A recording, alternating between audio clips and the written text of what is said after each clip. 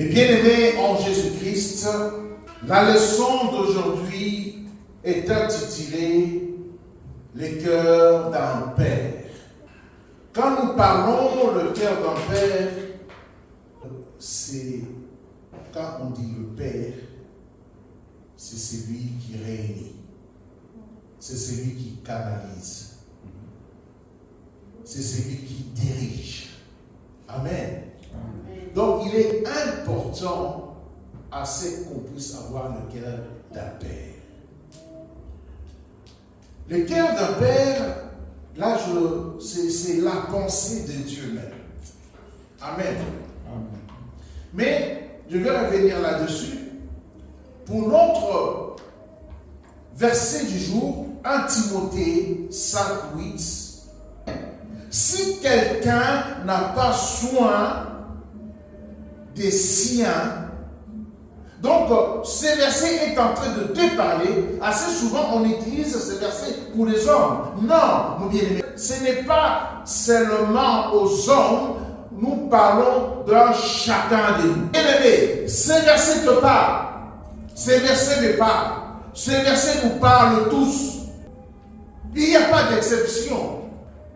Quand on a un cœur de père, même si on est une femme, on a le devoir d'appliquer ces versets comme il le faut pour qu'on ne soit pas un infidèle. Un infidèle, c'est quelqu'un qui ne respecte pas son engagement, qui ne fait pas preuve de fidélité. Donc il est important, nous qui avons des familles, nous qui sommes dans des familles, d'être fidèles à notre famille. Si on n'est pas fidèle à notre famille, on est des infidèles. En d'autres mots, on est des insensés. Si nous dit, si quelqu'un ne prend pas soin des siens, tout d'abord, ça commence par ta famille restreinte. Tu dois prendre soin de ta famille. Quelqu'un peut me dire, mais comment je dois prendre soin de ma famille? Moi, je ne travaille pas. Prendre soin, ce n'est pas seulement donner de l'argent. Mon bien-aimé, prendre soin, donc toi tu es à la maison, tu dois faire ton travail. Si tu ne fais pas ce que tu dois faire, si tu es dans la négligence, donc tu es un infidèle. Au lieu de nettoyer des choses à la maison, non, tu laisses, non, c'est elle qui va faire. Donc si tu ne fais pas ce que tu devrais faire, donc tu as renié la foi. Tu peux prier matin, midi et soir. Non, tu as renié la foi. Je vous demanderai, c'est de rechercher, d'avoir le cœur du Père, cela veut dire le cœur de Dieu. C'est avoir la pensée de Dieu. Comment avoir la pensée de Dieu? Tu peux te dire que non, je ne connais pas toute la Bible, comment est-ce que je vais me comporter? Mon bien-aimé, quand Dieu a créé l'homme, il a dit, créons l'homme à notre image. Quand on dit notre image, cela veut dire que c'est la pensée, on crée l'homme à la pensée de Dieu. Tu te poses la question, dans cette situation, si c'était Dieu, si c'était Jésus-Christ, comment est-ce qu'il allait agir? Tu auras la réponse. Tu auras la réponse, mon bien-aimé. Mais il y a une chose qui nous éloigne de la pensée de Dieu chaque fois. Vous savez c'est quoi? C'est nos intérêts. Nos intérêts personnels. Donc nous pensons à nous. Nous regardons notre nombril. Nous pensons tout d'abord à moi. Je dois être, moi, est-ce que c'est quoi dans l'affaire? C'est quoi mon intérêt? Quand on se pose cette question, c'est quoi mon intérêt? On n'a plus la pensée de Dieu, on a une pensée personnelle. Et la pensée personnelle nous éloigne de la pensée de Dieu. Au lieu d'aider, au lieu de faire la volonté de Dieu, on va regarder tout d'abord son intérêt. Comment est-ce que l'autre ressent? comment est-ce que l'autre est? Est-ce qu'il est bien? Est-ce qu'il n'est pas bien? Tu te mets à cette place-là. Maintenant, tu vas rentrer dans la pensée de Dieu pour aider l'autre, pour donner un coup de pouce. Tu ne vas même pas te poser la question. Philippiens 2,5 nous ramène dans la pensée de Dieu. Il dit, ayez en vous les sentiments qui étaient en Jésus-Christ. C'est ce que nous devons toujours chercher. Si nous revenons à notre verset du jour, si quelqu'un n'a pas soin de sien, et principalement c'est de sa famille, il a renié la foi. Il est pire qu'un infidèle. Un infidèle, sa place est où? En enfer. Que dois-je faire pour prendre soin de ma famille? Il peut y avoir plusieurs, mais moi j'ai pris 3 volets. Premièrement, le plan spirituel, quand tu as une famille, tu dois te poser la question, comment est-ce que je dois prendre soin de ma famille d'une façon spirituelle? Amen. Est-ce que toi tu fais pour que la grâce que tu as reçue puisse me toucher?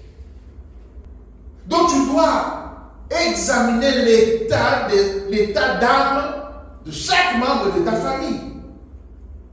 Tu dois intercéder pour eux, pour chaque membre de ta famille. Tu dois, dans nos prières, tu dois intercéder. Parce que moi, je suis toujours étonné de voir les gens, oui, mais je n'ai pas de sujet à quoi prier. Tu n'as pas de sujet. Tu ne peux pas prier 5 minutes. Toi qui as une grande famille. Tu dois prendre soin, tu dois prier. La grâce qui est sur toi, que cette grâce-là touche chaque membre de ta famille. Que tu cites les noms. S'ils ont des enfants, tu cites les noms. Là, tu es en train de prendre soin de ta famille. Tu n'es pas infidèle. C'est très important. Tu dois intercéder pour eux chaque jour. Comme la Bible nous dit, Job faisait pour ses enfants. Quand ses enfants allaient festoyer et tout ça, ils ne savaient pas ce qu'ils faisaient là-bas. Comme il était un homme spirituel, il faisait des holocaustes pour ses enfants au cas où il y aurait des choses qui ne sont pas dignes de Dieu. Priez pour les uns et pour les autres. Ça, c'est prendre soin d'une façon spirituelle. Au deuxième volet, sur le plan moral. Sur le plan moral, il est important aussi d'être à l'écoute. Amen. Est-ce que tu peux dire d'être à l'écoute? C'est très important d'être à l'écoute. Ça me manque ça. Des fois, la personne peut venir te dire ses problèmes. La personne sait que tu ne vas pas rapporter, tu ne vas pas lui donner des réponses. Mais le fait d'écouter, de donner son oreille, de donner son temps pour que la personne puisse déverser, vous savez, ça soulage. Ça soulage. Le temps de parler, tu as des problèmes qui te dépassent, tu es submergé. Mais le fait d'aller de parler à quelqu'un, tu sais qu'il ne va pas te donner des réponses adéquates, mais le fait qu'une personne t'écoute, mon bien-aimé, ça change de vie. Amen. Donc il est important d'avoir le temps d'écouter le membre de nos familles. Et surtout, toi qui connais le Seigneur, le Seigneur peut t'inspirer des réponses que tu n'avais pas en toi. Et tout ça, il faut donner du temps. C'est une façon de s'occuper de notre famille et de ne pas être infidèle. Amen. Amen. Il est aussi important de partager les moments ensemble, que ce soit des moments de joie ou des moments de peine, d'assister. C'est important. Si tout simplement, même si tu ramènes rien, la personne est mal, est malade, tu l'assistes. Un coup de fil, tu vois la personne, tu parles avec. Tu es en train de faire le travail de Dieu. Là, tu n'es pas infidèle. Il y a aussi, toujours sur le plan moral, porter le fardeau des uns et des autres. Être là quand il faut. Tu ne dois pas être là seulement quand il y a des fêtes. Tu ne dois pas être là seulement quand la personne est dans l'opulence. C'est ça s'occuper des gens. Et le troisième volet, c'est sur le plan matériel.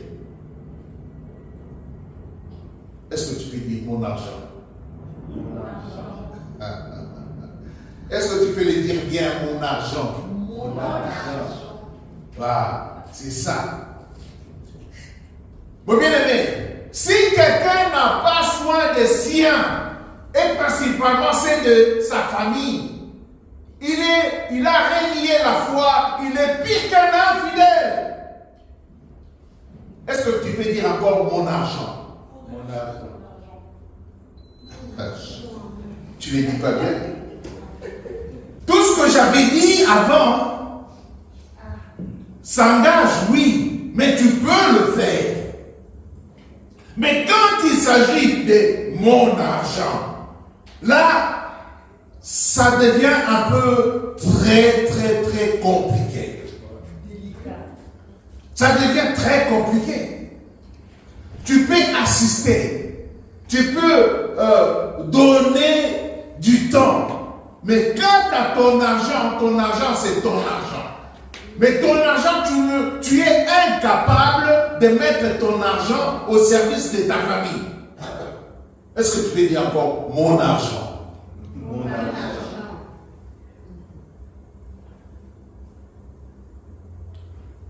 Donner et il te sera donné. C'est un principe spirituel que nous connaissons, mais nous faisons semblant de ne pas les connaître. C'est la clé même de la richesse. Donner, il te sera donné. Amen.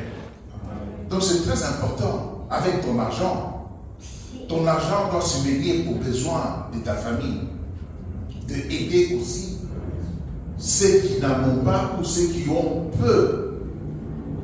C'est une bénédiction, mon bien-aimé. Parce que si tu regardes toujours ton argent, oui, je ne peux pas. Certes, la Bible dit, mets-moi à l'épreuve. Tu prends de ton argent, même si c'est peu. Dans le peu là, tu ramènes même un petit cadeau de rien du tout. Tu fais un acte de Dieu voit. Dieu voit. C'est là où ça bloque. Le fait que tu ne t'occupes pas de ta famille, le peu d'argent que tu as, Dieu peut te le retirer. Et dans tout ça, il faut avoir un cœur de père. Amen. Mais vous savez, souvent, dans nos familles,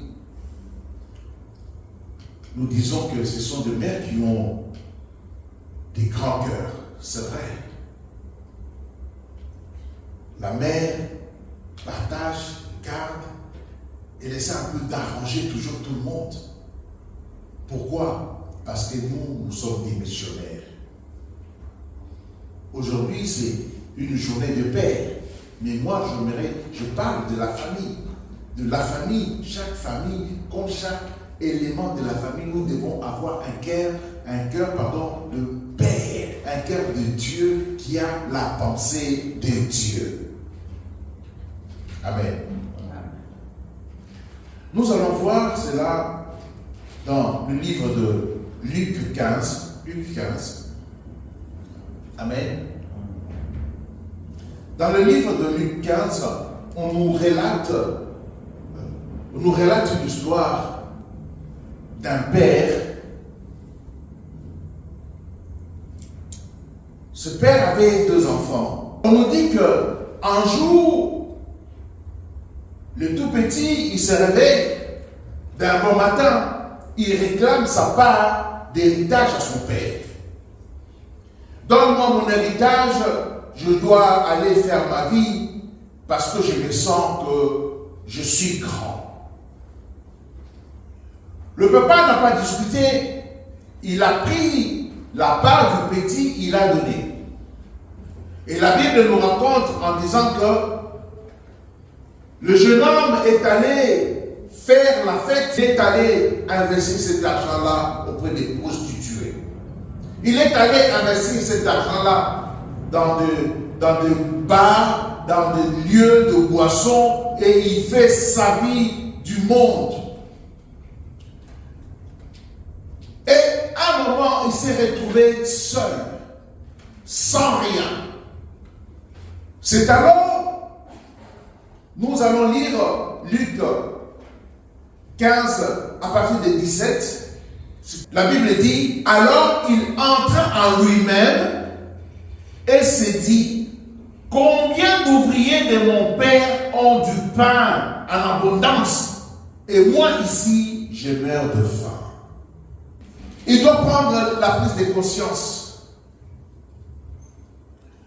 Et au 18, on nous dit, je me lèverai, j'irai vers mon père et je lui dirai, mon père, j'ai péché contre le ciel et contre toi. Il a commis des bêtises. C'est là où l'orgueil rentre en jeu. C'est là où que dira-t-on rentre en jeu. C'est là où l'orgueil prend la première place. Tu peux prendre la bonne décision, la prise de conscience. Mais la prise de conscience seule ne suffit pas pour te faire sortir dans le problème. Je réponds. Il est important de prendre la prise de conscience. Mais la prise de conscience seule n'est pas capable de te faire sortir dans le bourbier où tu es. Alors, c'est là où il y a une guerre spirituelle qui rentre. L'ennemi va te parler. Qu'est-ce que tu veux faire? Tu veux rentrer chez toi? Les gens vont se moquer de toi. Tu veux rentrer là-bas? Il n'y a plus ta place. Ce qui est le plus important quand on a une prise de conscience, c'est la mise en œuvre du projet. Ce que tu penses. Même si les gens pensent autrement, même si les gens vont parler sur moi, mais moi je dois mettre en œuvre ce que je pense. Alléluia. Au 18, il dit, je me lèverai, j'irai vers mon Père, et je lui dirai, Père, j'ai péché contre le ciel et contre toi. Je ne suis plus digne d'être appelé ton fils. Traite-moi comme l'un de tes ouvriers. Déjà, quand tu penses à ça, tu te mets en place. Il y a une situation, tu dois quitter la honte. Amen. C'est que des fois, quand on fait quelque chose, on persiste dans le péché. C'est la honte qui nous plombe. C'est l'ennemi qui ramène la honte. Dieu ne ramène jamais la honte. C'est là où nous parlons maintenant le cœur du Père. Parce que 1 Jean 1,9 nous dit, si nous confessons nos péchés, il est fidèle et juste pour nous le pardonner et nous purifier de toute iniquité. Et la Bible continue en disant, comme il était encore loin, son père l'aperçut et fut saisi de compassion. Donc, quand il a pris la décision, il a dominé la honte. Il est sorti de la honte. Il s'est mis en action de la décision qu'il avait prise. Il s'est engagé pour aller dans la maison de son père. Son père l'a vu de loin. Et la Bible nous dit, comme il était encore loin, son père l'a aperçu et fut saisi de compassion. Amen. Son père a compris que l'enfant que j'avais perdu. Donc le papa avait des informations de son enfant qu'il vivait mal. Qu'il était ouvrier quelque part, il ne parvenait même pas à se nourrir. Comme il avait le cœur du Père. Est-ce que tu peux dire le cœur du Père? Le cœur du Père. Comme il était encore loin, son père l'aperçut et fut saisi de compassion. Il courut et se jeta à son cou et le couvrit de baisers. La Bible dit, mais le père dit à ses serviteurs, vite, apportez le plus beau vêtement pour l'habiller. Mettez-lui une bague au doigt et des sandales aux pieds. Amen. Vous savez, j'aimerais dire à quelqu'un, quelle que soit la honte, quel que soit ce que tu as fait, il est important de revenir auprès du Père. Amen. Il est important de venir auprès du Père. Quand on vient auprès du Père, le fait de donner les beaux vêtements et de redonner la bague au doigt, cela veut dire tout simplement à accepter son fils qui était perdu. Amen. Donc il est important pour nous de revenir auprès du Père. Le Père a accepté l'enfant, mais ce jeune homme avait son aîné. Au 25, on nous dit, oh, le fils aîné était au champ. Quand il revint et fut près de la maison, il entendit la musique et des danses. Appelant un de ses serviteurs, il s'informa de ce qui s'est passé.